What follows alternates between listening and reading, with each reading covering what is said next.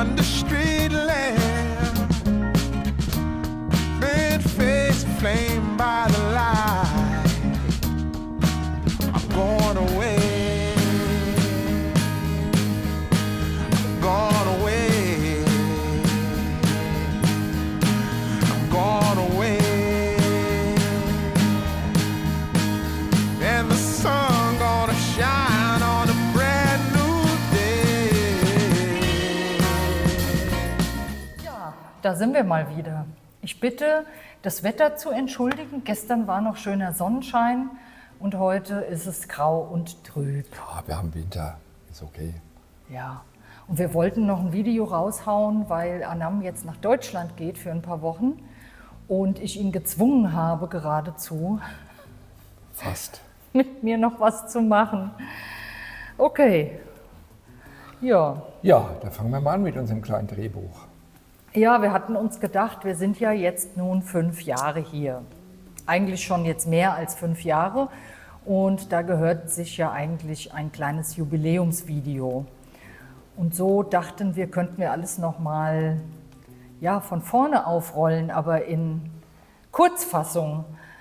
Für die Leute, die vielleicht jetzt gerade zuschalten und nicht die ganze Zeit immer up-to-date waren. Ja, nicht alle Videos auswendig kennen. Ja, Ja, der erste Punkt, den hatten wir, wie kam denn Paraguay zustande in Kurzform? Wir waren ja beide nie in Paraguay vorher. Wir haben uns nur gesagt, Bundesrepublik Deutschland, das kommt für uns nicht mehr in Frage. Das war uns da vor 5 Jahren etwas ja, übergriffig, nenne ich es mal, und haben wir uns entschlossen, dass wir das Land verlassen. so, sag Tschüss, altes Leben. Endlich kann ich demnächst diese Verkleidung absetzen. Und hier war ich gerade und habe mich abgemeldet, meinen Wohnsitz abgemeldet. Yay! Da sind die Unterlagen. So, auf geht's nach Paraguay. Ich hoffe, man kann das sehen.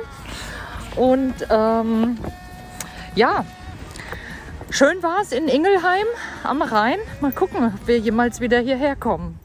Genau, und du hast eigentlich schon davor, schon in 2018, 2019, hast du gesagt, ach, irgendwie immer dasselbe alte Hamsterrad. Also Anam hat so eine gewisse Gespürigkeit auch und hast gesagt, ich würde jetzt gerne mal was Neues machen und wenn es auf die Alm gehen ist, in eine Sennerei und Käse machen oder irgendwie sich verändern.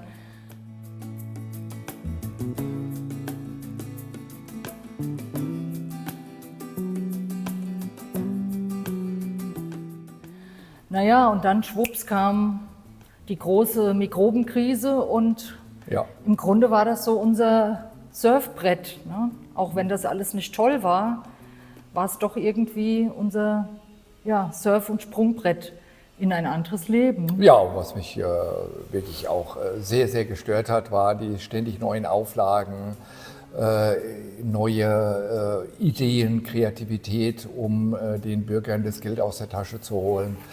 Das fand ich alles völlig überzogen und es hat einfach keinen Spaß mehr gemacht. Ich habe gesehen, was mir als Freiberufler noch in der Tasche blieb. Die Rücklagen wurden immer weniger und dann habe ich gesagt, nee, das gefällt mir nicht. Und als Souverän fasst man dann eben Entschlüsse entsprechend. Und wenn man etwas nicht verändern kann, da hat man 2 Beine für, dann geht man eben woanders hin. Ja, das ist natürlich auch ein zweischneidiges Schwert, weil wir schon auch den Impuls hatten zu sagen, wir bleiben da und kämpfen für unser Land, kämpfen für Freiheit. Also das war schon oder ist nach wie vor ein Gedanke, der uns auch umtreibt, dass wir sagen, Mensch, all die vielen mutigen Menschen, die zu Hause etwas verändern. Gut, wir wissen alle, es ist eine globale Agenda, da machen wir uns mal nichts vor. Und das ging ja alles schon viel, viel früher los. Wenn man mal genau beobachtet hat, von mir aus auch retrospektiv, weil ich muss selber sagen, dass wir lange im Tiefschlaf waren. Aber zurück zum zweischneidigen Schwert. Also wir haben erstmal für uns gesagt, letztendlich, wir entziehen diesem System unsere Energie. Das war unser Antrieb. Genau, in dem Falle Arbeitskraft und Geld. Ja. Genau, Geld. Zeit, Geld, Arbeitskraft. Und sammeln uns erstmal an anderer Stelle. Was auch immer die Zukunft bringen mag. Genau. Und wir haben dann ziemlich spontan uns entschlossen, wir haben uns erstmal ein bisschen umgeschaut, was ist so in der Nähe, Ungarn, Spanien, Italien. Das aber Übliche, ne? wir waren da schnell entschlossen, die EU auch zu verlassen. Und da kam urplötzlich Paraguay Auf den Schirm. sozusagen. Und wie wir dann hier gelandet sind, und wir haben das Land vorher nie besucht, da wusste ich schon, wie wir am Flughafen waren und ausgestiegen waren, habe ich gewusst, hier sind wir richtig. Da hatte ich das richtige Gefühl und das ist ja auch alles so gekommen. Ja, und ich glaube, ich hatte es auch. Es hat mich so ein bisschen erinnert, früher immer, wenn ich in Indien gelandet bin. Ich war ja oft in Indien, früher mit dem Rucksack und später mit Lufthansa. Aber immer wenn ich auf diesem indischen Boden gelandet bin, war das wie so ein... Und das war so ähnlich, das Gefühl. War tatsächlich so ähnlich. Ja.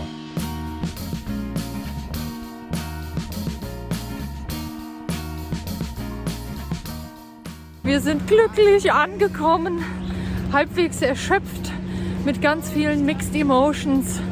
Aber wir sind angekommen. Über Land in Paraguay. Mit einem Korönchen Wo ist der die Schiff? Freiheit. I'm going away. I'm gone away. I'm gone away. And the sun gonna shine on a brand new day.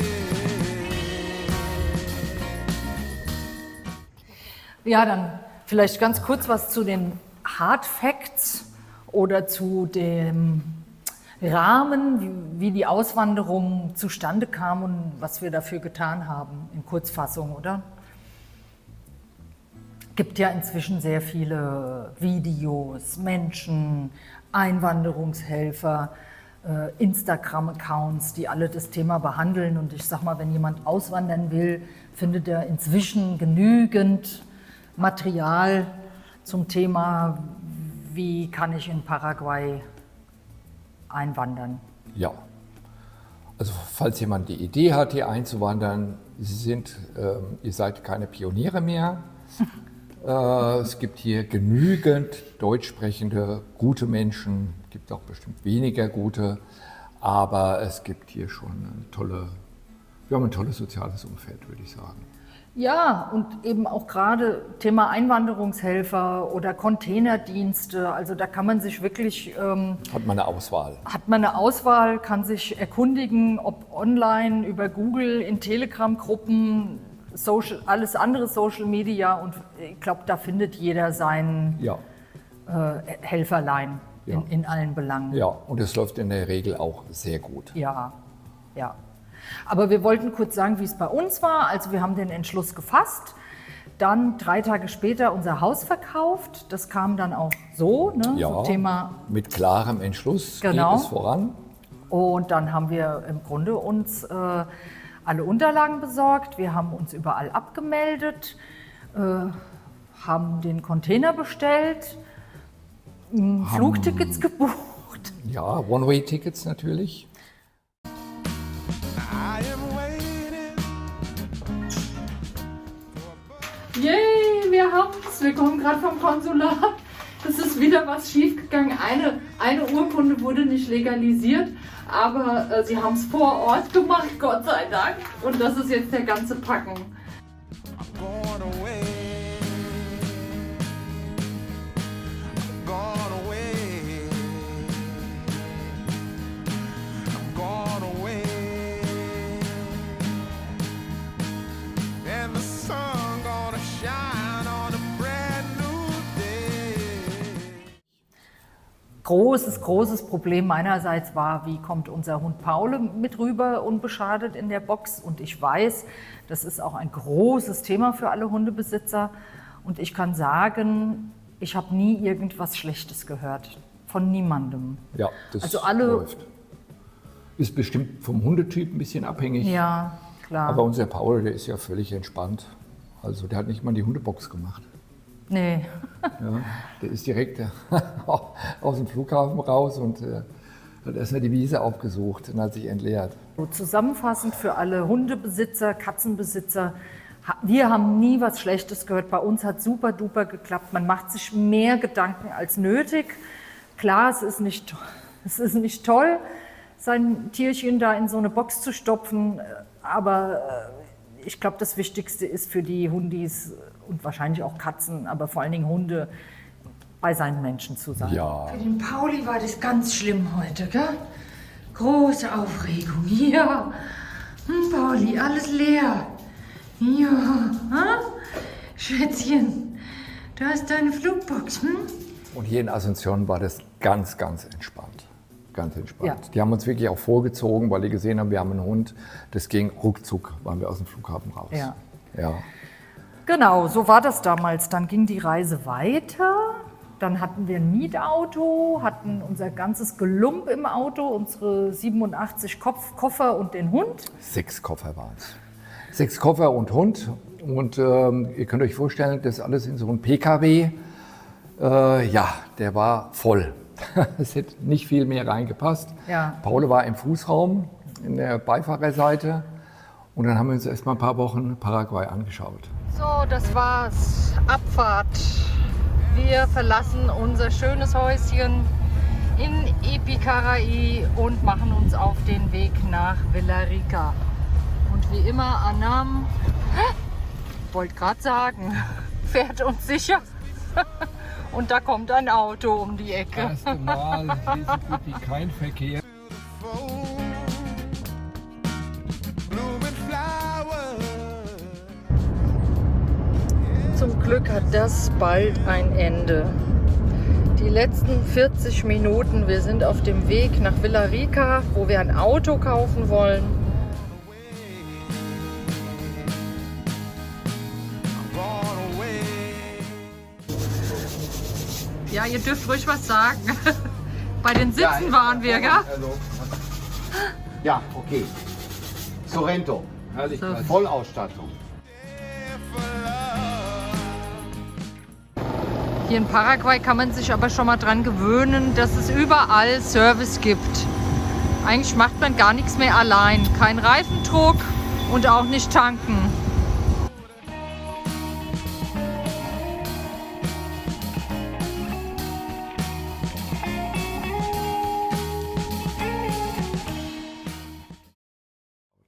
Genau, dann sind wir erst mal rumgefahren. Wir waren noch in einem berühmt-berüchtigten Barrio in Caçapá und waren froh, dass wir nach einer Woche wieder in die freie Welt entlassen wurden.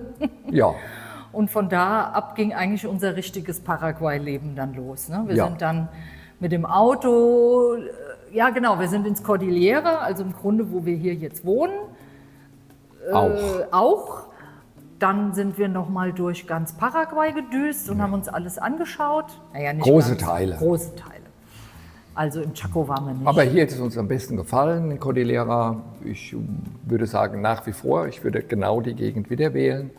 Ich finde sie toll. Es gibt hier eine Menge auch Deutschsprachige. Man hat hier seine Ruhe, würde ich sagen. Es ist eine sehr schöne Landschaft und die Nähe auch zur Hauptstadt nach Asunción ist gegeben. Man ist da in 1,25 Stunden ist man mittendrin in Asunción und da gibt es so alles, was man so braucht zum Leben. Also gibt es hier auch Lebensmittel und so weiter, aber wenn man baut, da will man besondere Fliesen, Ausstattungen, irgendwas haben und da ist Asunción schon die Adresse im Prinzip. Also eigentlich auch nicht nur das. Ich sag mal, wenn man jetzt Vegetarier, Veganer ist oder mal tanzen gehen will oder mal in tolle, schicke Restaurants gehen will, dann ist halt Asunción einfach die Location. Ja. Und das blüht und gedeiht. Also da Oh ja. kommt immer was Neues. Da gibt es schöne Rooftop-Bars. wie gesagt, tolle Restaurants. Also wir erleben jetzt You in den name it. vergangenen 5 Jahren, erleben wir, wie das Land wirklich aufbaut.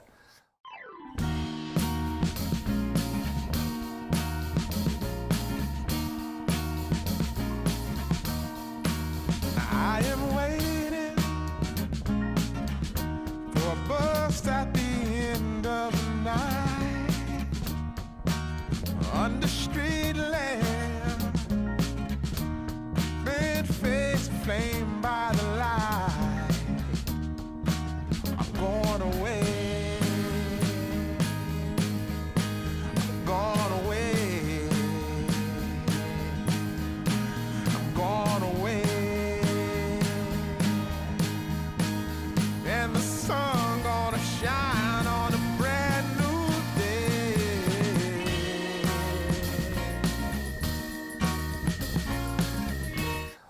Sei es Straßen, sei es Geschäfte, sei es Restaurants, sei es Wolkenkratzer in Anführungszeichen.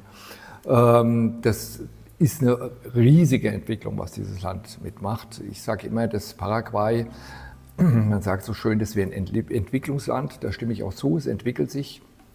Und unsere alte Heimat nenne ich gerne mal ein Abwicklungsland. Viele wissen, was ich damit meine. Das ist sehr schade und auch traurig, aber es sind, für mich sind es Fakten. Ja, traurige Fakten. Ja. Ja, So, was steht als nächstes auf unserer Liste? Grundstück und Immobilie, die Suche danach. Ja, natürlich haben wir uns auch erstmal Grundstücke mit Häusern angeschaut, wollten also eine fertige Immobilie auch kaufen. Ja, man hat halt den Wunsch, möglichst schnell wieder ein Zuhause anzukommen.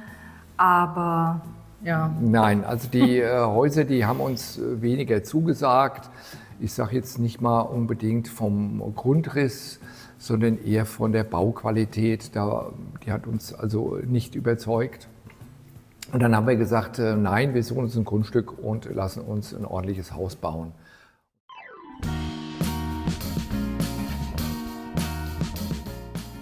so, wir sind mal wieder auf Grundstücksbesichtigung. I am waiting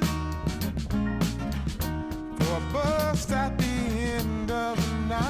Ein wunderschöner On the street Mangohain. lamp, Also das ist wirklich ein Traum. red face flamed by the light. Viele schöne große Mangobäume. I'm going away. Hier sind wir jetzt bei Freunden, die gerade ein Haus bauen. Und hier kann man mal sehen, Fundament ist soweit fertig.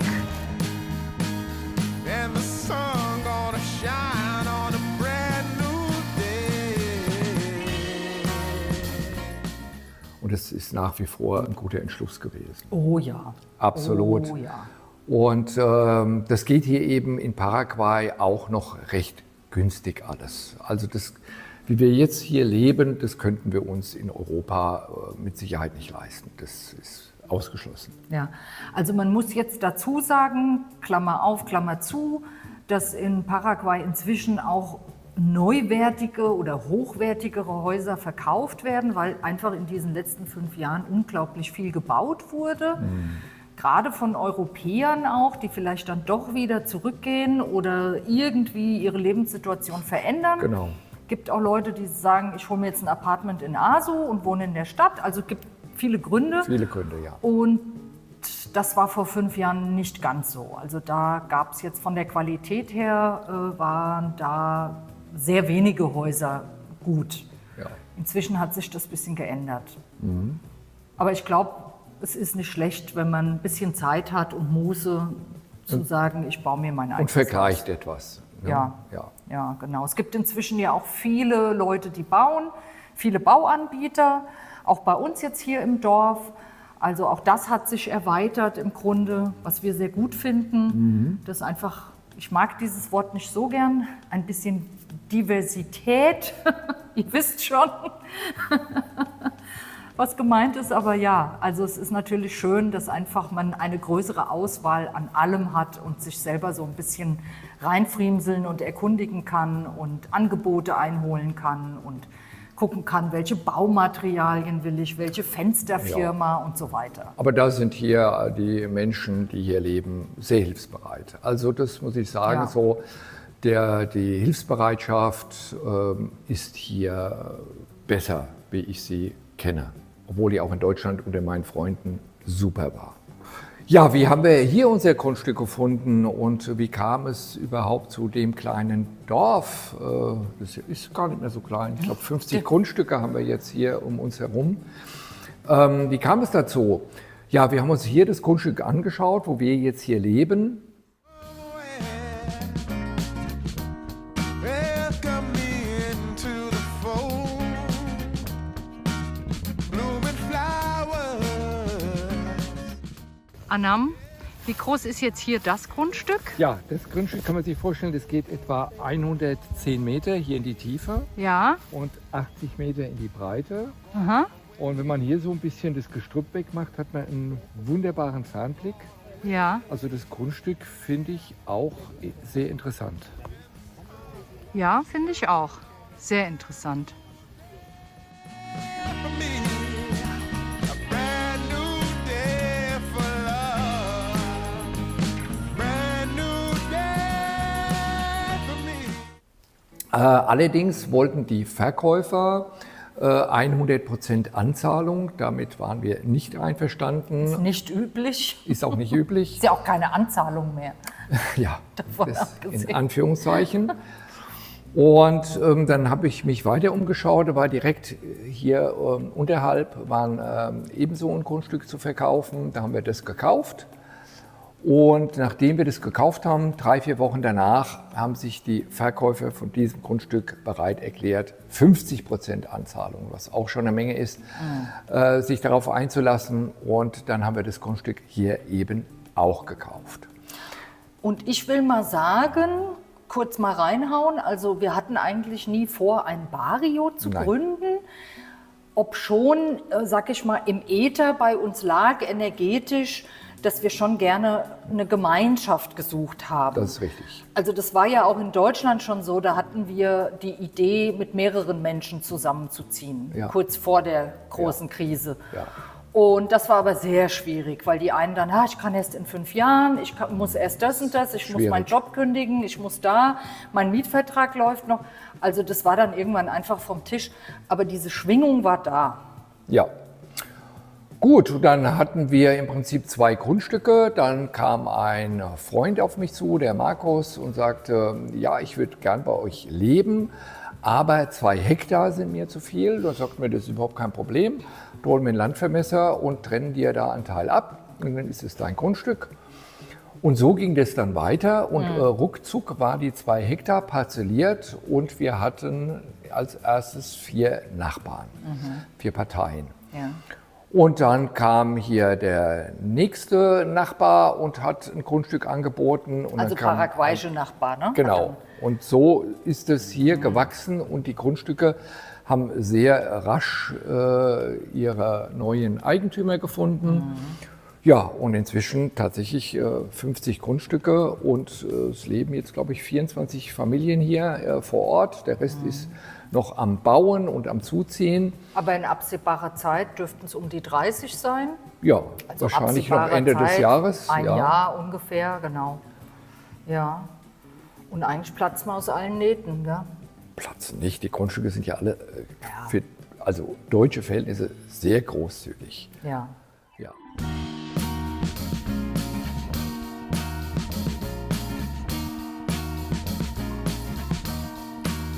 I am waiting for a bus at the end of the night under street lamp, red face flame by the light. I'm going away. I'm going away. Ja. Und das ist, hat so dieses Dorfleben hat so auch, wie glaube ich in jeder Gemeinschaft, seine Ups und Downs. Ja, natürlich. Wir sind ja, alle Menschen haben ja irgendwie eine Aufgabe oder haben was zu lernen.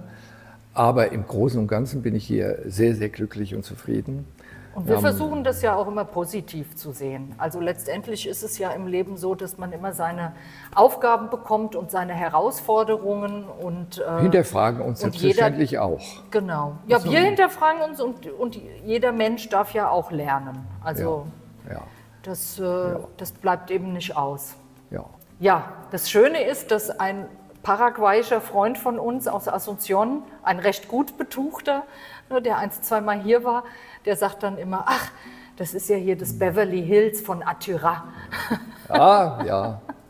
Sind schon wirklich schöne Häuser hier und es ist eine tolle Gegend. Man hat einen Blick und jeder hat seinen Pool und also das sind alles Dinge. Wir haben natürlich auch, sag ich mal, im Thema Sicherheit einen guten Faktor dadurch, dass einfach überall Nachbarn sind. Ja. Es ist kein Barrio Cerrado, aber es ist halt einfach immer irgendwo jemand da und momentan auch noch sehr viele Bauarbeiter.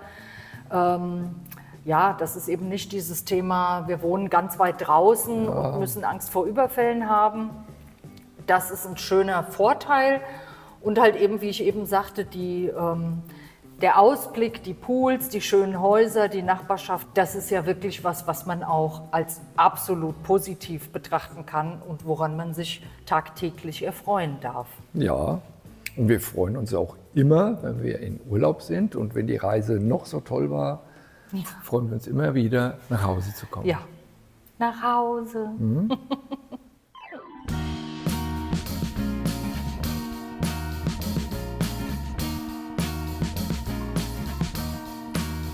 I am waiting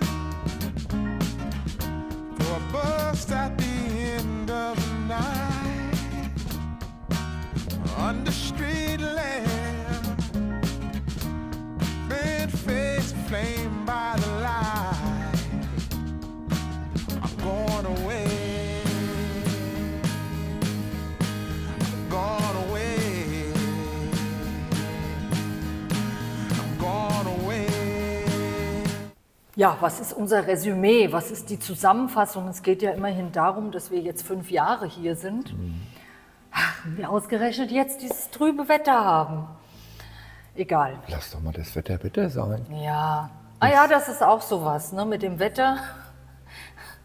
Das ist Paraguay. Ist Paraguay, genau. Also es wechselt wirklich manchmal extremo. Innerhalb von einem Tag oder von einer Woche hoch, runter. Gestern waren es 32 Grad und Sonnenschein.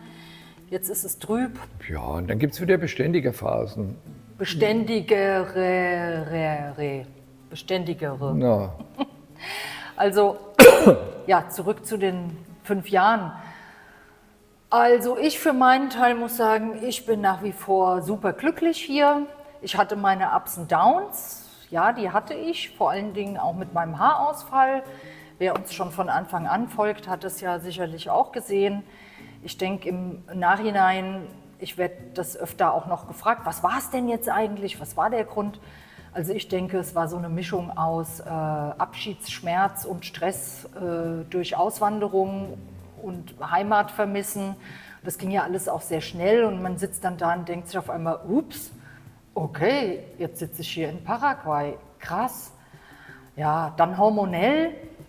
Ich bin halt jetzt auch schon ein bisschen älteres Baumodell, also große hormonelle Änderungen. bist du nicht. Und danke. Und vielleicht auch Mineralstoffmangel, gehe ich mal von aus. Also das ist sicherlich auch ein Thema hier. Ich sag mal, also Selen und Jod werden die Böden hier nicht so viel hergeben. Ja, wir sind halt hier nicht in der Nähe des Meeres. Aber gut, das nur am Rande. Ja, wir waren jetzt inzwischen jeder auch mal in Deutschland. Einmal waren wir zusammen. Ich war jetzt gerade dieses Jahr mit meiner Mama. Du hast die Reise noch vor dir. Und ich kann einfach nur sagen, wie ich mich fühle. Und das ist, ich bin froh, wieder zu Hause zu sein. Ich liebe es in Deutschland, meine Leute dort zu treffen, die Landschaft, die Natur, das habe ich ja schon oft gesagt. Und dennoch ist es irgendwie so, dass ich sage nach 14 Tagen, Mensch, jetzt freue ich mich wieder nach Hause zu kommen. Und das ist ja eigentlich, dann ist ja schon alles gesagt. Ja. Ja, und ich muss auch sagen, inzwischen haben wir hier ein soziales Umfeld, das mindestens so groß ist, wie Größer. wir das in Deutschland erlebt haben.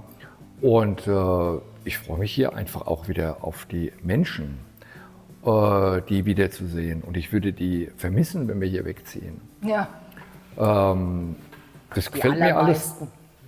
Die allermeisten.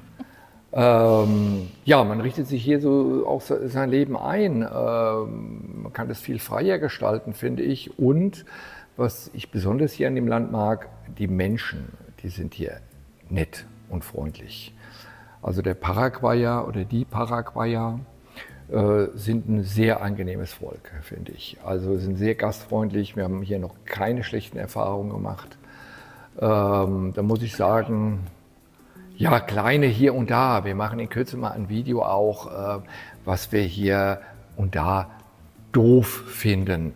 Aber wie ihr seht, wir fühlen uns hier wohl und wir lieben es hier zu leben. Also es sind Dinge, naja, über die kann man hinwegsehen. Aber auch da wollen wir mal so eine Zusammenfassung machen. Die wird bestimmt spannend. Ja, da fragen halt die Leute immer mal nach. Ja, Und es läuft ja auch nicht alles immer rund hier. Deswegen, man kann es ja auch ruhig mal sagen, mein Gott, wahrscheinlich wäre das Video über Deutschland 5-mal so lang. Aber das machen ja schon viele andere YouTuber. ja. Da kennen wir uns nicht mehr so aus. Ne? Ja.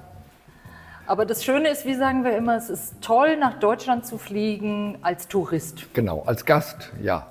Aber nicht mehr anmelden, nein. Ja, nicht mehr ins Hamsterrad.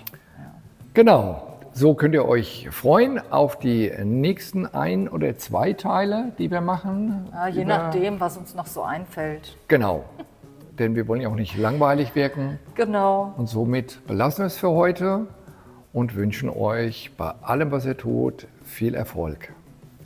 Der Anna muss jetzt noch Koffer packen. Ciao. Ciao.